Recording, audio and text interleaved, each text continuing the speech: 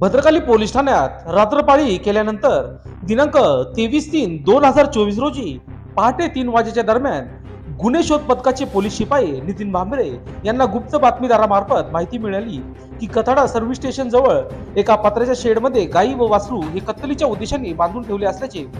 गोपनीय माहिती मिळाल्यानंतर याबाबत गुन्हे शोध पथकाला माहिती दिली. पथकाने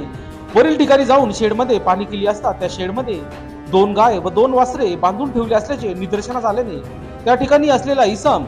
कलीम सलीम शेख वय वर्ष 32 राहणार घर नंबर 3751 कथडा जुने नाशिक याच्याकडे सदर जनावरांबाबत अधिक माहिती घेतली असता हे जनावरे माझे असल्याचे सांगितले. बांधून का ठेवले याची विचारणा केली असता उडाउडीची उत्तरे देत असल्याने सदर जनावरेही ताब्यात घेऊन पालन पोषण करण्याकरता पांझरपोळ तप्पवत नाशिक येथे ठेवण्यात आले आहे. सदर इसम